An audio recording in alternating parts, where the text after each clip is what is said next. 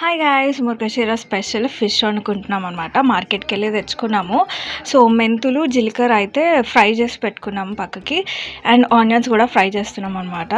And ఇప్పుడు అవి brown కలర్లో బాగా ఫ్రై అయిపోవాలి. ఇప్పుడైతే జీలకర్ర మెంతులు పొడి అయితే చేసి పెట్టుకున్నాము. ఫిషెస్ కూడా వాష్ చేసేసుకొని ఇంకా ఆనియన్స్ ఈ కలర్లో వచ్చే వరకు ఫ్రై చేసేసుకొని మిక్సీ పట్టుకొని పక్కన పెట్టేసుకోవాలన్నమాట. సో ఇప్పుడు ఫిష్ బాగా కడిగి పక్కన పెట్టేసుకోవాలి. పేస్ట్ కూడా రెడీ అయిపోయింది. ఇప్పుడు చింతపండు పులుసు మనకి ఎన్ని ముక్కలు ఉంటే అలా అనమాట. మేమైతే కేజీ ఫిష్ తోటి ఇవి చేపల పులుసు అయితే చేస్తున్నాము.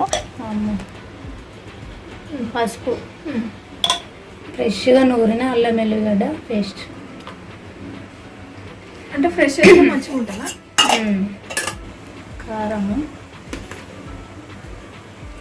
అంటే కారం ఎంత పడుతుందో అంత వేసుకోవాలి.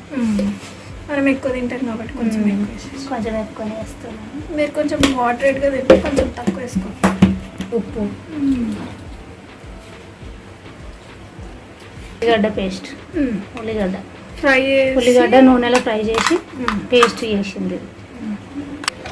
చిక్క పడుతుంది అంటవా? ఉల్లిగడ్డ పేస్ట్,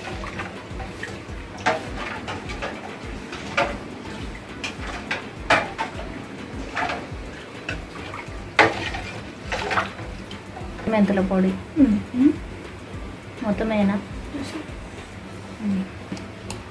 ధనియాల పొడి,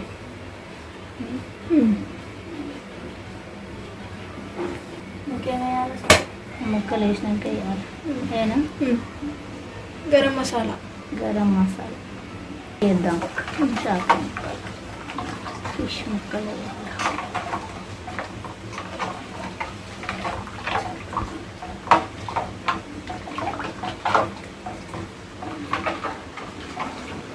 సో ఇంగ్రీడియంట్స్ అన్నీ ఏమేమి వేసిందో మమ్మీ చెప్పేసింది కదా. సో ఇప్పుడు బాగా మసలబెట్టిన తర్వాత ఇప్పుడైతే ఫిషెస్ వేస్తున్నాము.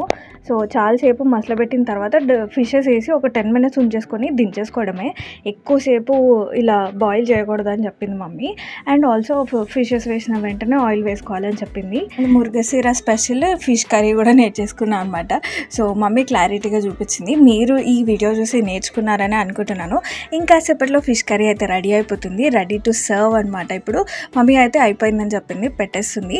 ఇంకా తినడమే. ఒక 10 minutes ఆగి తింటే బాగుంటుందని చెప్పింది. So it's tasting time. Pieces అయితే చాలా స్మూత్గా ఉన్నాయి అండ్ టేస్టీగా ఉన్నాయి. నాకైతే చాలా బాగా నచ్చింది. మీరు ఇవాళ ఏం వండుకున్నారు ఏంటి కామెంట్ చేయండి. Thanks for watching this video. Don't forget to subscribe. Meet you again. Bye bye.